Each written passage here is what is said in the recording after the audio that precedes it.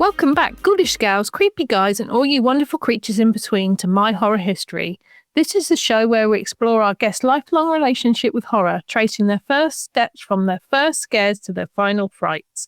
Today I'm thrilled to welcome the wonderful Alan Lloyd to the mic. Full disclosure, he's my cousin and I love him to pieces, so I've been looking forward to this chat for a while. But first, a quick recommendation for all you horror buffs. I recently came across a website via the Evolution of Horror Facebook page called the Horror Codex. This is a total game changer. Think Letterboxd, but entirely dedicated to horror. You can track thousands of movies, filter by genre, decade, country, streaming availability, and loads more, and build your own custom lists as well. Head over to horrorcodex.com.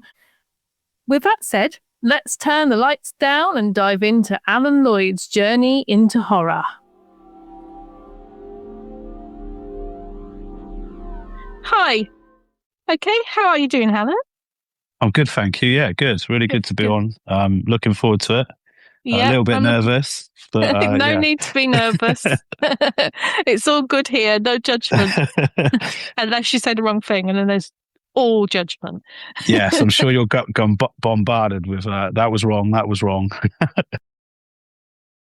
Right, okay. So I'm going to be very interested because I don't know a lot of the answers to these questions, even though you're my cousin. Right. It's going to be very interesting for me to learn. So let's get started. So where did your horror journey begin? Somewhere in the 80s at some point. And to quote my children's favourite TV programme, the 80s was a reckless time. I suppose I was born in 81, so I was almost up to 10 in the 80s. And there seemed to be an influx of horror around maybe the people I was hanging out with or older influences, but horror just seemed to be available. Yeah, well, you could go to the video shop, couldn't you, on the corner? And get people somebody older to rent it out. So yeah, that kind of thing. People had horror. You knew someone with older siblings, or that kind of thing. I mean, it's not horror based, but I think I would have been about 8 or 9, and my dad was he wasn't with us as a family at the time. And I said, I wanted RoboCop for Christmas. And I got RoboCop for Christmas. Oh, blimey. Now, I've still got that copy of the VHS of RoboCop. And I would have been about 8 or 9. And that is, if you watch that film today, that is still a hard 18. Yeah, definitely. Yeah. You wouldn't be showing that to your 8-year-old. That's no way. But yeah, that's why it was, like you say, everything seemed to be easily accessible, considering we didn't have the internet. Yeah, there's always somebody who could get hold of something. Yeah, so that's kind of where I suppose it came from. All right. Yeah.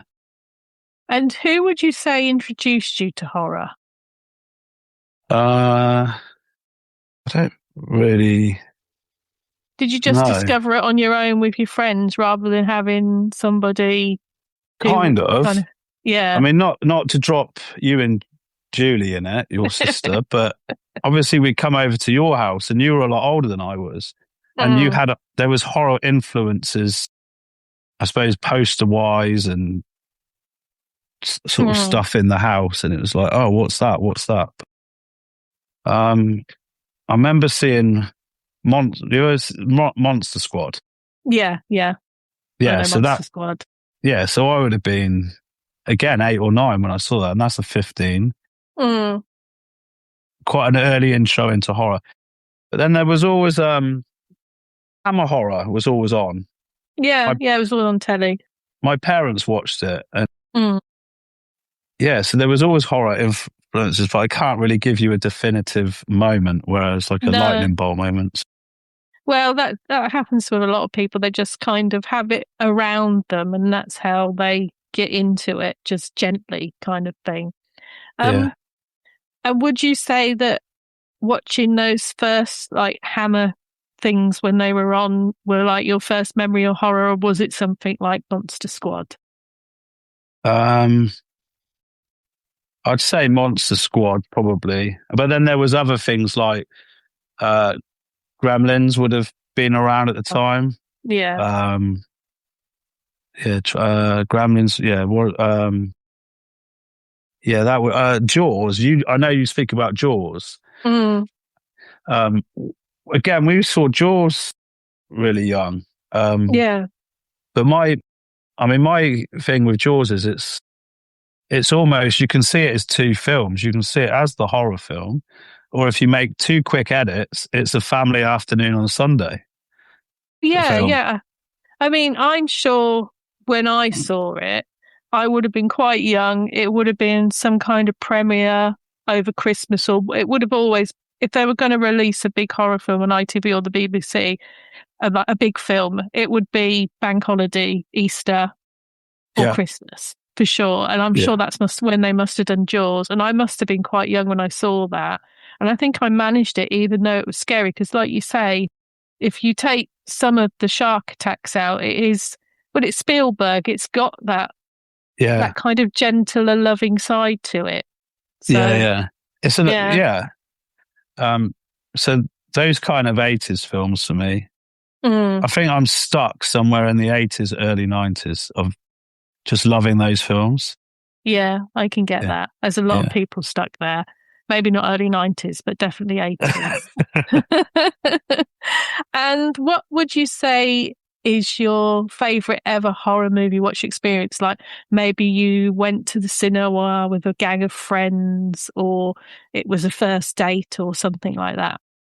Well, a bit like you, I have a partner who I've been with a long time, who's not really into horror. So she's gradually got into it as the years have gone on, but she will do something while watching it. So we've never really had that experience.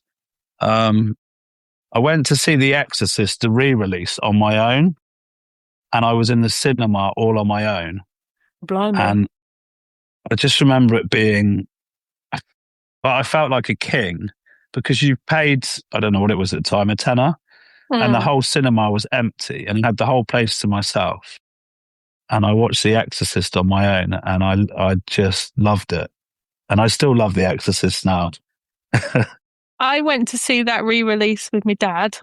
Right. Okay. Who, after years of telling me how scary the film was, fell asleep and snored really loudly. And you know, Dad snored really loudly. So it was quite an embarrassing experience, and really took me out of what I was trying to watch. I think that's my wife's fear now, is we put on a horror, or I say I want to watch a horror, and then I fall asleep because I find them very comforting. That might sound a bit weird. No, it's not. A lot of people say that. I've always fell asleep to horror. So I might fall asleep, and then she's left on her own, and that's not a good thing. So, what film would you say scared you the most, and why? Do you scare easily? Probably not if you find them comforting. So is it difficult to find something that scares you? I suppose not scared per se. There's films that I feel uncomfortable with. So if I've watched them, potentially I don't want to watch them again. They kind of make you feel a bit uneasy. But I wouldn't say scared. I think when you've been watching horror a long time, I think you start looking for the I suppose what like the tropes, or the obvious things. You know, like someone walking in the background, or something going on, or that kind of, you kind of get used to the jump scares, I think, a little bit. Yeah, I can get that. I find it very difficult of late to find something that actually properly scares me, you know. Yeah. I think the last one that actually quite scared me was probably Talk to Me. I really liked Talk to Me. I thought that was good. I really liked Talk to Me. It was very clever. And those sort of films happen, they came to kind of go in waves, don't they? Yeah. You get a film like Talk to Me, and then it gets copied for a few years. And then you don't get anything maybe original, and then something else comes out. I suppose previous to Talk to Me, I really like It Follows, which kind of felt similar. It Talk to Me is a good film. It is a good film. Yeah. So, have you ever had a horror film that made you yell at the screen, like "Don't go in there" or "Run faster"? Is there anything that's got you on the edge of your seat and just yelling? Or do you just not get that involved? Some people don't. Not everybody's like me.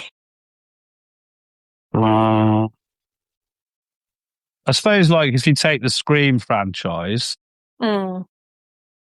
obviously it's all set in the big houses, and you get invested with the characters. Yeah. So, I mean, I know you love Scream. I love Scream. I think I was 14 when the first one came out.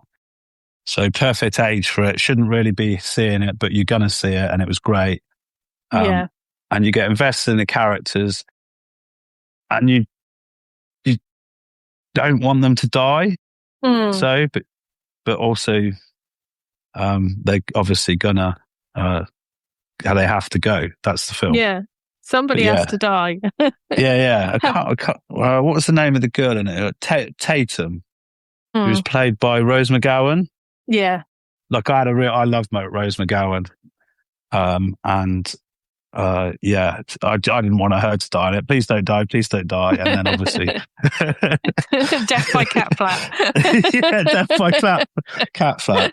Yeah. So if you're kind of looking out for the tropes there, do you still get the jumps? Does the jump scare happen? And if so, which film do you think's got the best jump scare? I remembered. Have you seen Barbarian? Yes. So the tunnel scene in Barbarian, where the girl chases her boyfriend, and I think the camera's focused on him, and it keeps flicking between her and him, and then suddenly the creature or I can't remember, the deformed person, however you want to describe them, just appears. And you should expect it, but for some reason I jumped out of my skin. So but I suppose Barbarian, and then obviously the classic that everyone talks about is The Exorcist 3, with the is it the sister that steps across the camera? Yeah, that's a big one. Yeah, but those older ones are harder to pretend because you already know about them. They're already like in horror folklore, and you've probably watched them before you've watched the film. Yeah, I get that. It's kind of hard then to see them as a pure moment, because they've kind of happened already. And there's so much on the internet now. You can't flick around movie stuff, and you're being shown half the films there. I don't know about you, but if I want to watch a film now, I won't watch the trailer. I think the trailers give far too much away now. I think they can give far too much away. Yeah. I try not to go too far into them. Like if they've got more than one trailer, like what was that one with the kids running out of the houses earlier this year? Oh, I watched that the other day. Weapons. Yeah. Weapons, yeah. I saw the first short trailer for that. Yeah. And I didn't go back. Yeah, that's exactly what I mean. Yeah. Watch trailers used to be 30 seconds? Maybe a minute. Now they're pushing 3 minutes. And they're in timeline order. Yeah. So, it's like, hold on, I don't need to watch the film now. I've just watched it within 3 minutes. And also, if they're showing you too much, if they're showing you too many of the potential scary scenes, I think it can be because that's all they've got to offer you.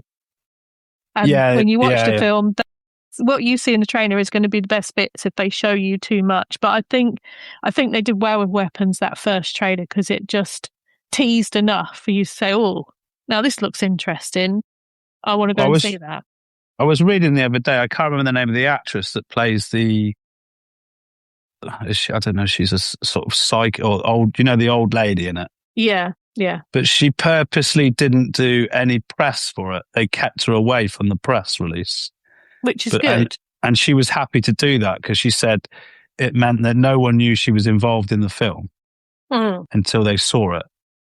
But you need a strong actor that's happy to do that, that doesn't want the publicity. Yeah, definitely. I enjoyed that one. Yeah, it was good. It was a good one. I had a good film watching experience that day because I saw Fantastic Four. Enjoyed that, actually. I didn't mind that. Yeah, I enjoyed that. That was what I thought. It was good. It looked nice and it had Pedro in it, so I'm happy. And then I watched Weapons.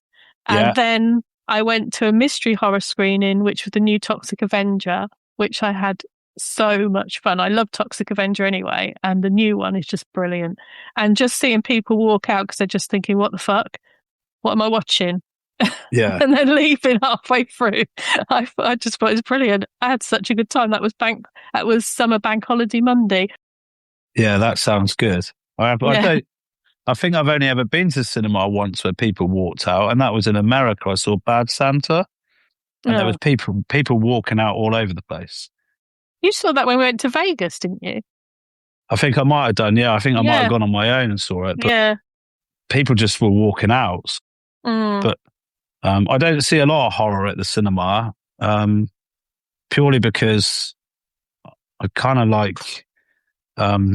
I like horror being at home. I like seeing it on my own. Yeah, I can get that as well. Yeah. So, what horror film was a complete surprise to you, and was it in a good way or a bad way? I mean, sometimes we can go in expecting something fantastic, and it can really disappoint us. And sometimes we can hear nothing about a film, and then it just be amazing. Yeah, I suppose it's hard to see films now and not have heard of them. Yeah. Like, it's really rare. I mean, it's not a horror, but I mean, it's only been a couple of films I think I've seen that I never knew anything about. Fight Club would have been one of them. I was in London, I went to cinema, a friend said, let's go, and it's Fight Club. Great film, amazing film. Yeah, but definitely. It's so rare for that to happen. Definitely, yeah. I'm not sure if I have one. Well, it's highly possible because, like you say, it's so difficult nowadays to see something and not know anything about it. You just have to stumble on these things. With our busy lifestyles, it's not always easy, is it? So, what film would you never watch again, and why? I was thinking about this. Obviously, there's a film I've watched this year which I found extremely uncomfortable. It's called The Girl Next Door. It's not the comedy one about the porn star living next door. It's have you heard of it? No, I might. No, it doesn't ring a big bell. There's something in the back of my mind that it's set in. I think it's set in the late 50s or the early 60s, and it's about these two children, both female, whose parents die, and they get sent to live with their aunt, and she's kind of a can't remember, like a Miss Hannigan type figure. Emotionally unstable, a drunk, and she kind of produces this. Well, she doesn't kind of. She starts like almost low-level child abuse, and it just keeps ramping up through the film to sort of an hour into the film where it just goes to another level. And I found out after watching it, it's based on a real case. And up until that point in America, I think it was, no one had been real prosecuted for child abuse. And this real life case had started the debate or started the prosecution of people. But she essentially tortures one of the girls and leaves them in the basement. And I don't know.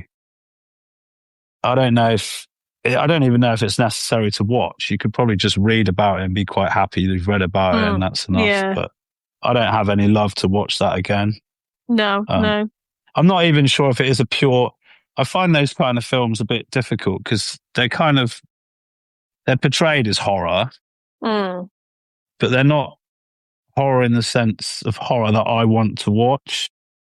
Yeah, I get what you're saying. You want horror to be scary but enjoyable. You don't want it to be torturous for you. Yeah, I think when it touches on real life stuff, I've watched it. So you've got films like I Spit on Your Grave and Last House on the Left, and even Eden Lake, which is early 2000 maybe. Those films about they could almost be they are real or could be real, and they make me uncomfortable a little bit. Yeah, well, that's understandable. So then I lose my horror enjoyment. Yeah, well, I think they're there to make you uncomfortable, and some people enjoy that kind of uncomfortableness, and some people don't. I mean, I've said before on the podcast that I would have happily sought those films out in my teens and early 20s, and now I'm like, if I haven't seen them, I don't know if I'm going to go back and try and watch ones that I haven't seen. I've never seen I Spit on Your Grave, and I'm like, I know now that there's a lot of females who are championing it and saying it's actually a feminist tale and stuff like this. But I'm like, I don't want to see the long rape of a woman. No, I think there's too much shit going on in real life. I don't need to see that. I don't mind seeing some guy chasing teenagers around and stabbing them. I don't want to see that. Well, I don't know what's wrong with me. I think I saw the original I Spit on Your Grave in my 20s. I had a spat where I was trying to almost go through the banned archive. You know, the films that were allegedly banned, if they were banned, I don't know. Well, they were banned, believe me. I was there. You could not get hold of them. that would have been one of them. For me, I don't believe the original was female empowered. I think it was just a male fantasy that it didn't feel. I think the remake was more towards female empowerment, felt a bit more towards it. Again, I didn't really. Did it need a remake? But, no. Yeah. No. So, yeah. When you ask that question, did it need a remake? 90% of the time it's going to be no, it didn't need a remake. Either it was good enough the first time round, or nobody needed to see it the second time round. Yeah. I'm sure we'll get on but the remake. Yeah, it's a big contention with me, the remake thing. Yeah. Okay, so which horror film does everyone else love, but you just don't see its appeal?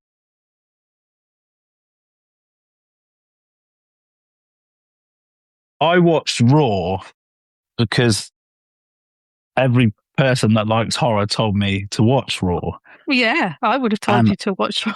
And I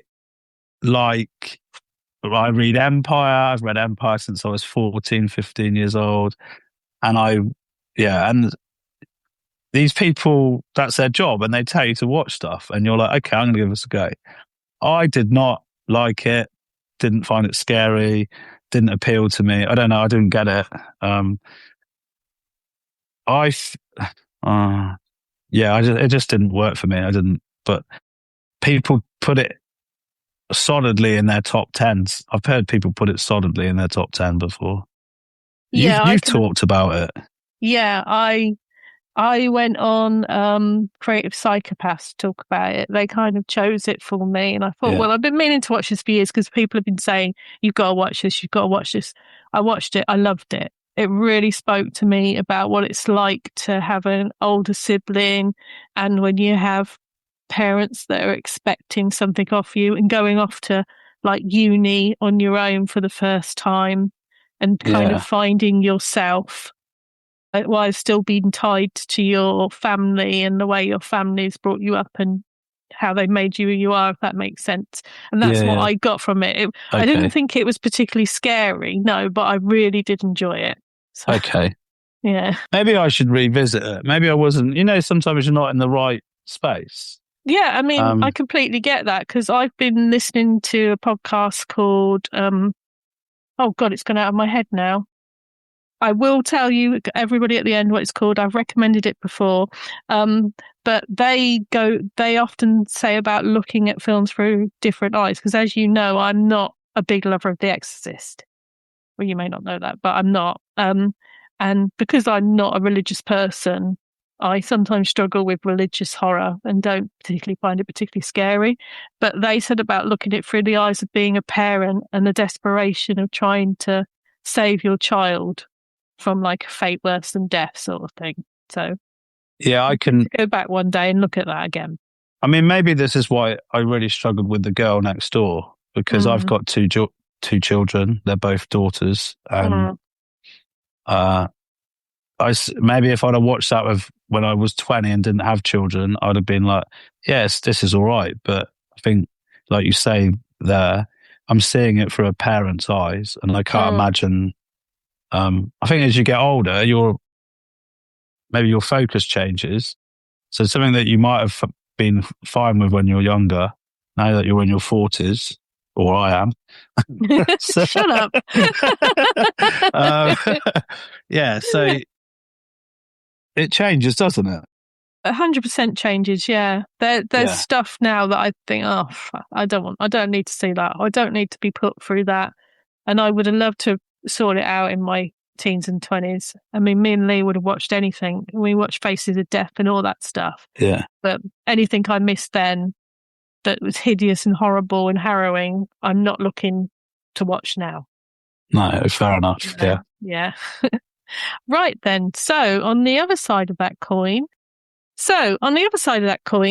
which horror film do you love but no one ever talks about? Yeah, I think I've got a couple. I mean, because I suppose I don't talk to a lot of people about horror. It's hard, but I always talk about Bone Tomahawk. Have you seen it? I have. I watched it. Might have been earlier this year, actually. Yeah, because I actually went into it watching it as, in my head, it was going to be a violent Western, or maybe a sort of more truer to life Western. So if someone's getting scalped, they're getting scalped properly, and you're seeing it. Yeah. But then the twist, an hour in, I don't think I'd heard about it. So I was like, hold on a second. Yeah, so Bone Tomahawk, really, really, yeah, that would be one. Yeah, that's a good one. And then one which I saw when I was quite young, but I talk about now. And I think it touches on comedy horror, but I still like it, is The People Under the Stairs. Oh, yeah. Yeah, no, people don't talk about that enough. That's one of Wes's best ones, in my opinion. I absolutely love that film. But yeah, because you've almost it's got a young kid element. So you've got kind of a Spielberg-esque kind of adventure in a big, big scary house with two absolute oddball nutters. I mean, the full-on leather outfit when he's walking around with the shotgun. Yeah. And then I think his name was Roach. He lives in the walls and he's got no tongue. Yeah. I love that character. Absolutely love that character. Yeah. So People Under the Stairs. Maybe, in fact, I'd say People Under the Stairs more than probably Bone Tomahawk. I would as well, because not enough people talk about that film for sure. Yeah.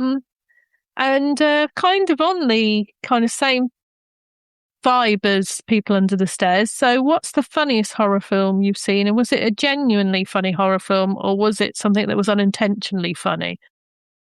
And do you like funny horror films? I actually do. Yeah, me too.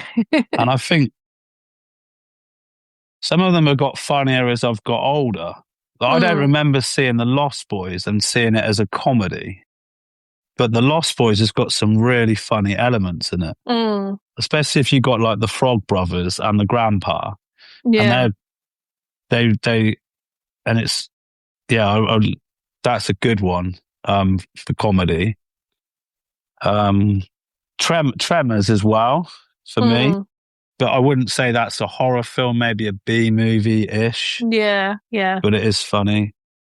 But I suppose in the I don't actually know how old this film is. Tucker and Dale versus Evil, because you're seeing it from the other side of horror, and they're just nice guys, and it's all going wrong, and people are getting killed all over the place, and they're like, "Come on, guys, stop dying." Yeah, that film is really funny for me. It is really funny. Yeah, I actually watched that film, and you probably won't remember this, but I think you may have messaged me and said, "You've got to watch this film. It's really good." So I watched it and I loved it. Yeah. And then Rob was flicking through films a couple of months ago, and he said, "Oh, I think this one looks good." I said, "Yeah, I've seen that. Al recommended it to me." He said, "Oh, for fuck's sake." Yeah, no. I didn't watch it. It's really good. It is really good. Yeah, I really like that little twist of seeing it from the other side of like the hillbillies. Yeah, going about their business. It's classic horror, having a hillbilly pretty kids going into the woods cabin, thinking the worst. Yeah, and then to see it from the other side where the hillbillies are like, they're just trying to go around their daily jobs, and people are getting killed all over the place. Yeah, so that's for me. Yeah, I can understand that. Okay, in a different vibe, what is your favourite horror-themed TV program, and do you watch horror TV programs, or do you just stick to films? No, I do. I do watch. I probably watch too much TV sometimes. No, it's never too much TV. You know that your uncle would roll in his grave if he heard you say that. Yeah, I've actually I have my remote laid out, and I've got the things I want to watch. I'm still really into physical media. To me, it's really important. I mean, you can have the Netflix, you can have the Prime, but when you want to watch something and it's not available, and you can just go to your collection, and you feel a bit smug about it. You do, and rightly so. Yeah. So horror TV. I suppose I've watched like some of the American Horror Story series. Yeah. But for me, they're hit and miss on whether the series actually appeals in terms of the theme.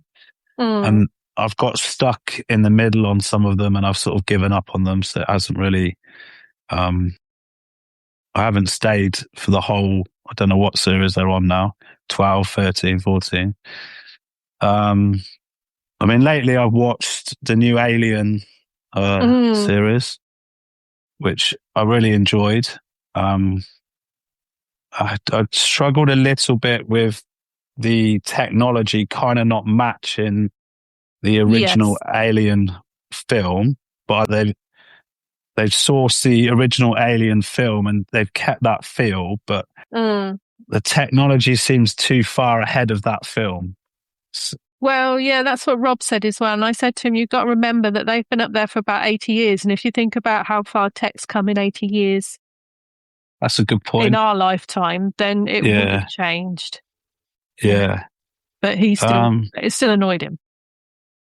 For me, I think the best bit of horror TV I've seen in the last, 10 years, Haunting a Hill House, Netflix. Yes, I still haven't got around to watching that. I think you should.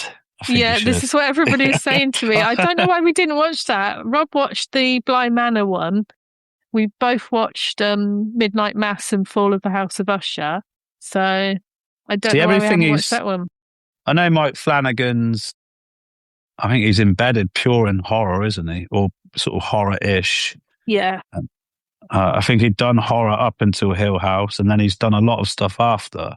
I know he did Doctor Sleep, which I really liked. Yeah. But nothing has touched Haunting of Hill House. So if you like the stuff he's done after, like The House of Usher and Blythe Manor, for me, Hill House is better than those. So you should like Hill House. Yeah, Hopefully. we need to watch it. Maybe we'll start it over Christmas. There's so much stuff on at the moment. It's difficult to watch next. Yeah. Okay, so is your favourite all-time horror villain? Easy peasy. Frederick Charles Krueger or Freddy Krueger or the Springwood Slasher to give him his titles. But no one on screen horror wise has come close to touching him iconically for me. I know that there was probably somewhere like after the third or fourth film, he almost became a bit of a joke character for a bit. But that first film and him, and I don't think he's in it that much. I think, I'd say now, like if you rewatch it, there's only like 2 or 3 kills in it, and he's not in it. He's not in it loads. No, but I mean, the power of going to bed and you're not safe. Yeah, and just his whole the whole backstory, the glove, the scraping on the pipes. Freddy all day long. That doesn't surprise me, because if I think about the kind of timing of Freddy films, they would have been coming over here and coming out in the video shop just at that kind of like 8 to 14 age range for you. When you're just going to start getting into horror, and like you say, somebody going into your dreams. I mean, if I'd watched it when I was little, it would have killed me. I never would have slept again for sure. Yeah, we touched on this at the beginning of the chat, and I don't know how old I was when I saw it, maybe 10, 11, a bit older. But I wouldn't allow my children to see that right now. I just couldn't do it. But yeah, that first film, and then maybe not the second, but Dream Warriors. I think Dream Warriors is my favourite. He starts having a bit of fun, and it's this is great. Yeah, and I've seen all of them, even the Freddy versus Jason's, which I'm not watching them for I'm watching them for him. That's what I'm watching them for. Maybe that's the same if you're into Halloween, or you're into was it Jason? Which one's Jason? Friday the 13th. Friday the 13th. You're there for the character, and you want to see the character. So sort of, yeah. Although Michael and Jason don't have much character, although Michael's my favourite, but yes. He's just a presence. Well, he's actually got a whole named, vibe. Isn't he named the presence or something on the credits? He's the shape. That's it, the shape. Sorry, I do it. Right, okay. So our next one, this one's close to my heart, because I think that especially over the last 10 years, but throughout the history of horror, women have been given the best characters to play, and they've done some amazing things with them. So I want to know, who is your favourite fearless female? Oh, there's a few. That's okay, you can have a few. And I think I was brought up in a house with strong female characters. Gotcha. I had 2 strong female characters as cousins. I'm very comfortable around, but yeah, I suppose there was people like Jamie Lee Curtis. But she seemed slightly before me. I suppose for me, Heather Langenkamp, because she's gone through the Nightmare on Elm Street. She hasn't just been in one; she's been in a few. And then it was her ability to to stop him. And then when you get to the third one, she's not only stopping him, she's trying to coach the kids through their time with him. Yeah. And she's now a mentor. And then obviously she goes on again. I'm not really sure if I've seen her in other stuff. I think she was in she might have been in Blythe Manor, or she might have been in the Hill House later as an older character. But yeah. The other one I thought about was Dee Wallace, which is E.T.'s mum. Yeah, because she was in Cujo and Critters and The Howling.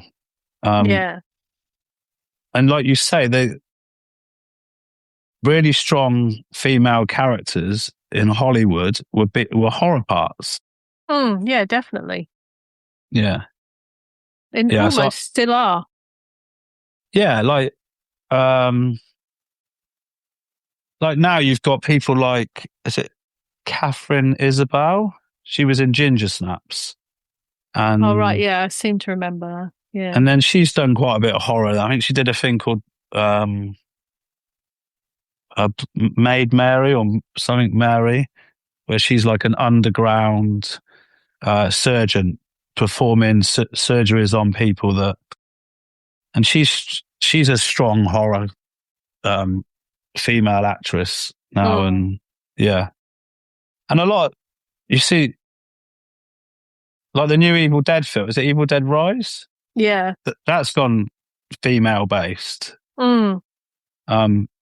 Obviously, there was nothing wrong with the lead male in Evil Dead. Obviously, yeah, you got to, yeah.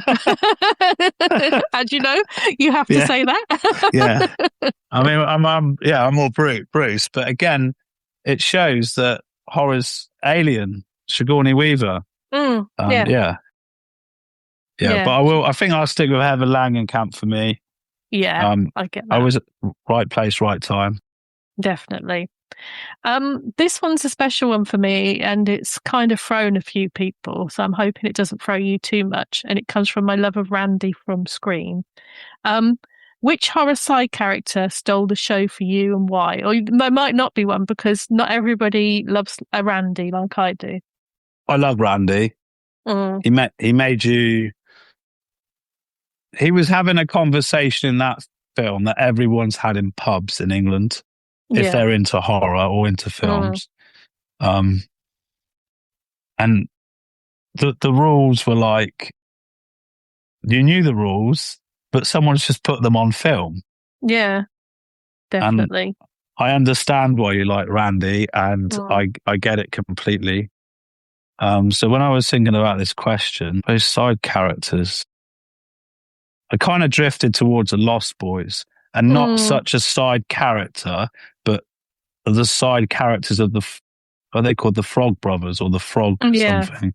Yeah, the Frog Brothers. So Corey Haim, Corey Feldman? Yeah. Corey Haim, Corey Feldman, yeah.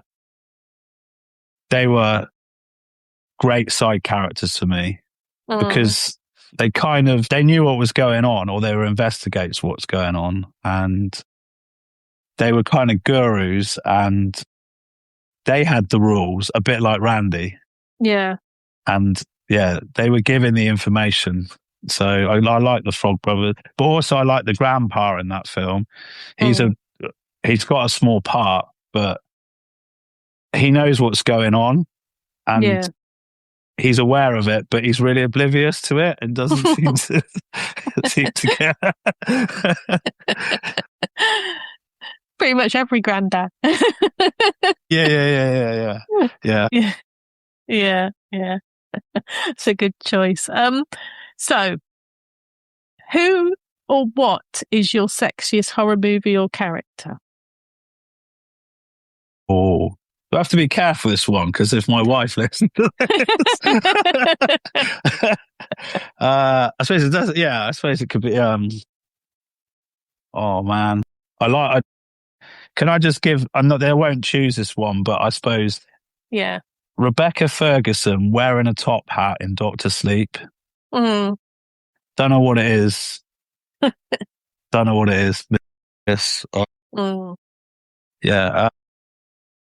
I suppose my generation, I think when this film came out, I'd have been 16, 17. I was Salma Hayek in Dusk Till Dawn as the ancient vampire stripper come dancer who, yeah, I mean, I suppose it doesn't get any more sexy than that on screen. Yeah. It's a hard one to top, that's for sure. Yeah. I'm surprised that one hasn't come up more, to tell you the truth. Yeah, I thought about maybe the Three Brides from Bram Stoker's Dracula. Yeah, I suppose those kind of films have always touched on the sort of horror and the sexiness side by side with the female characters. Yeah, that's vampires. Vampires are all sex. Yeah, but even even male, like Brad Pitt and Tom Cruise, an interview with a vampire. Yeah. Yeah, definitely. Yeah. Okay, so what horror subgenre do you connect with the most? Do you like a slasher, a folk, paranormal activity kind of thing? Is there one you kind of go to the most, or are you just I love all horror no matter what? I like a slasher. Yes, I mean I'm heavy into slashers. I do gravitate towards church-based horrors with no religious element. I'm not religious. It's not for me, but I'm not going to preach against it either.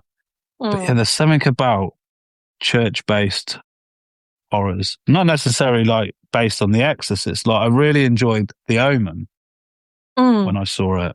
I watched one this year called The Pope's Exorcist with Russell Crowe.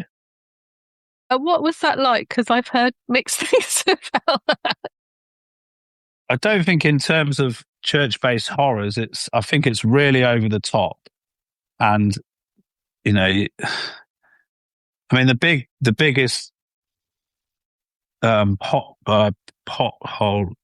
pitfall, in the opening 5 minutes is something like the father has died and he was having a house renovated in Italy, and an American woman's had to go over to oversee the building of the house, the sale of the house.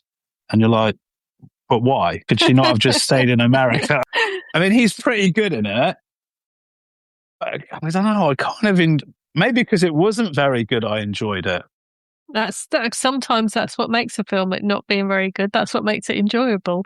Yeah, like it's an enjoyable horror. You know it's not real. It's over the top acting. There's loads of religious stuff in there that you're kind of like, yeah, whatever. But I don't know. I quite enjoyed it. Saint Maud I enjoyed as well. Yeah, I thought that was good. I suppose slasher, but if you offer me a church-based horror, I won't turn it down. No.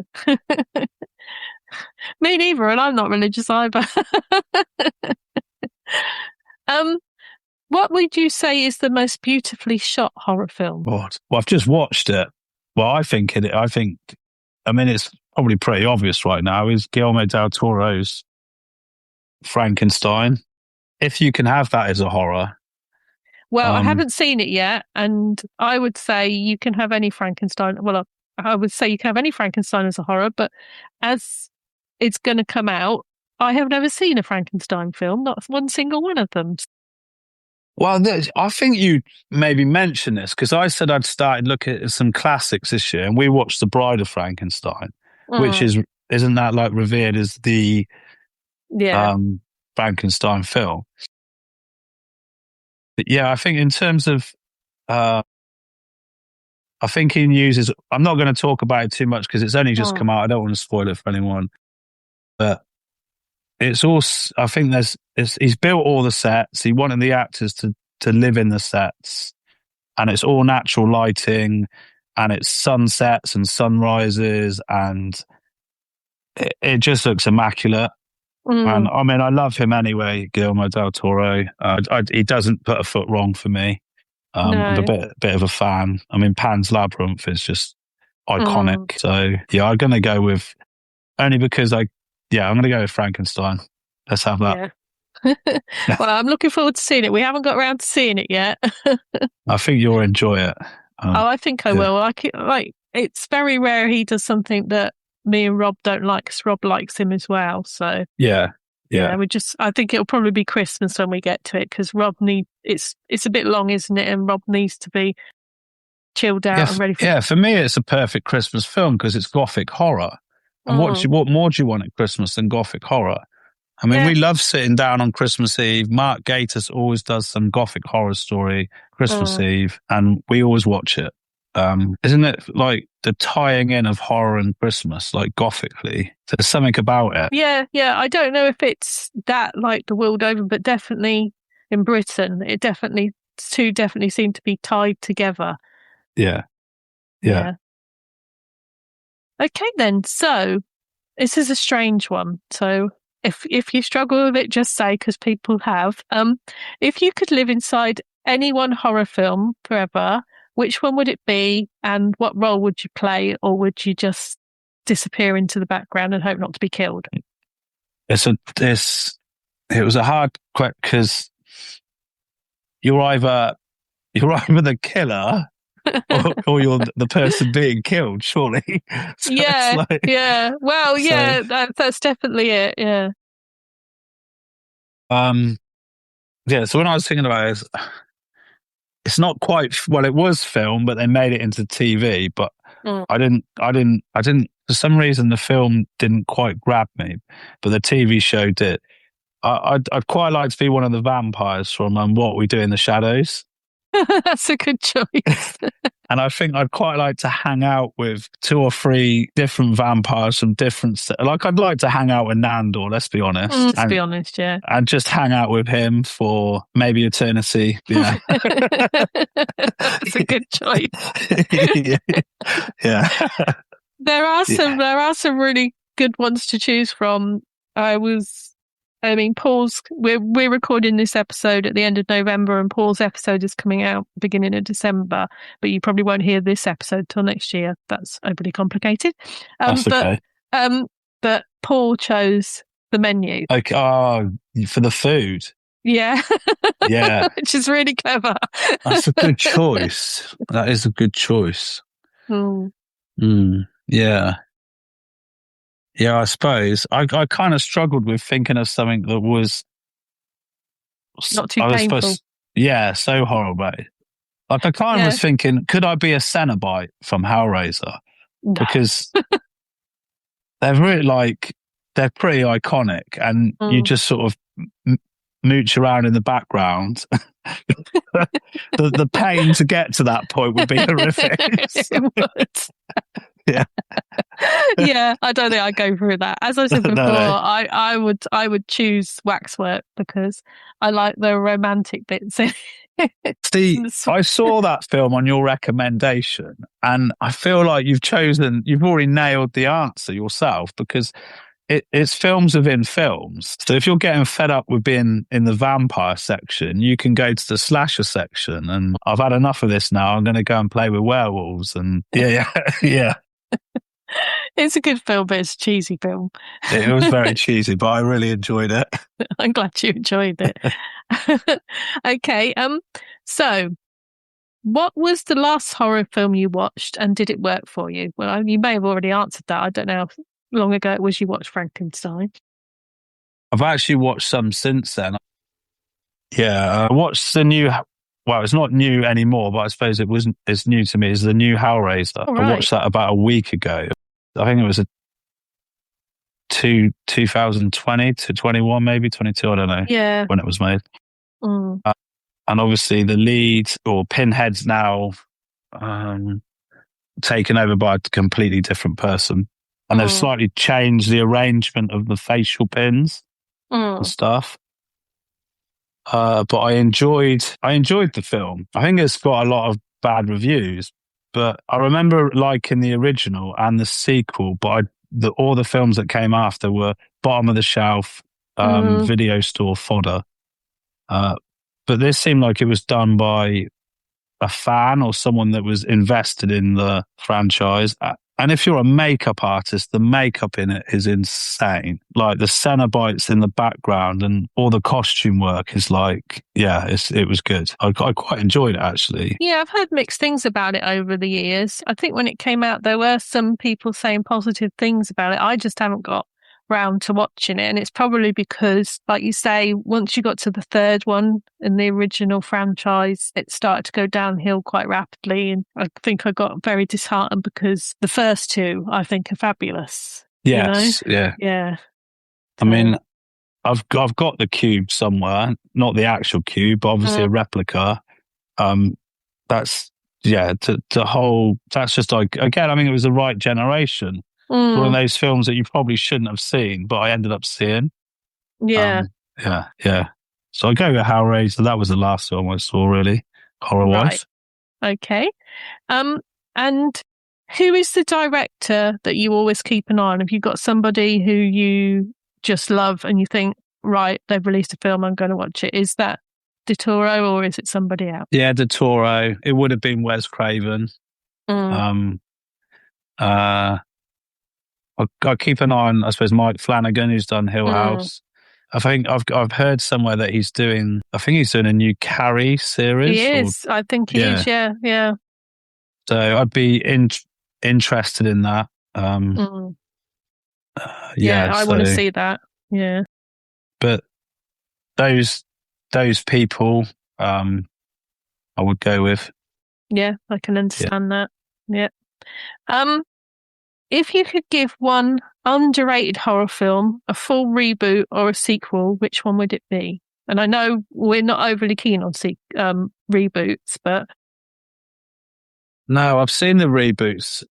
I don't know whether I've seen them because I think I'm intrigued to see them. I didn't like Rob Zombie's Halloween. Didn't really work for me. As you know, I've not ever seen it because you cannot improve on perfection, so there is no point. But I liked the new trilogy that they've done. Obviously, Jamie Lee Curtis being older. But then I liked H20 because that was almost the start of her being a broken person as older, even though it was sort of done for like the 90s generation, sort of the Faculty, H20, that kind of Scream, all sort of in the same time. Would I like to see a remake? I think they could remake the Monster Squad, you know. I have a feeling they might be. Really? Okay, well then... I may have dreamt that, but I'm sure I saw somewhere that they were remaking it, so... Really big fan of it was so 80s, isn't it? Kids being chased with machine guns by the police, smoking, drinking, the whole shebang. Monster Squad. That's a good one. Yeah. Okay. And is there a horror classic you've never seen and you feel guilty about skipping? As people will know who've been listening to the podcast, I've got some big holes in my horror history that need filling. Is there anything that you haven't got round to? Yeah, I think we must all have, because who has the time, realistically? I bet even like film reviewers that's their job will struggle to come, because there's so much on now. There's so much going on. The one film I haven't seen that I keep saying I'm going to watch and I never get round to it, and I don't know why, is The Howling. No. And I do want to see it. And I've even got it tagged on Amazon Prime, and I'm happy to pay for it. But every time it comes to a point where I could watch it, I haven't. Yeah. And I don't... I've got no preconception. I don't really know enough about it. I've never really read about it or watched trailers of it. So yeah, but it's there with American Werewolf in London, which I love. Oh, right, yeah. So they came out at the same time, didn't they? Pretty much, pretty close together.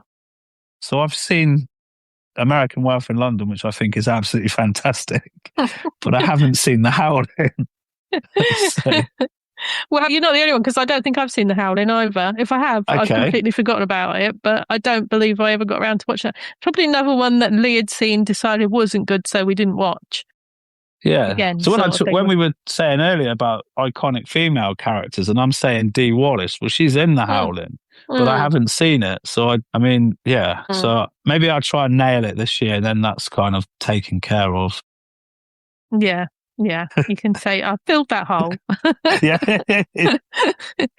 Okay, then. So let's get to the big question.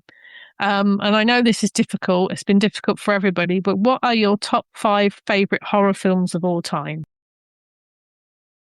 Wow. Yeah. I try not to be clever, because I think the list has to be a list that you can own and it's yours, and people that know you would go, yeah, I can see that. Like we've known each other a long time. We talk about horror. And if I start putting in the clever stuff and it's like, or I'm trying to look back clever, or, yeah. Yeah, I get what you're saying. I always say when I'm doing it for myself, I always say, be true to yourself. What are you going to go back and watch, and what did you enjoy, kind of thing. Don't put something in there because it's highbrow and it's clever and it should be in your top 5. Put in what is your actual top 5. So I had like a list, and then I fiddled with it, but a few that didn't make the list, which I do like, but I think, like you say, then they're not true to me. Ginger Snaps, Train to Busan, The Devil's Rejects. But I'm just putting them in there because I want to be different or clever. This is my list. Which order would you like them in? Whatever order you want to do. I don't mind at all. Okay. So number 5, I had Poltergeist. It's a good choice. I'd have seen it quite young, and I remember staying at family friend's house and not overly wanting to have the cupboard doors open at night with the toys in, just in case, they might come walking out. Yeah, I get that. Halloween, obviously, number 4. Choice. Yeah. Again, I possibly think I watch that once a year.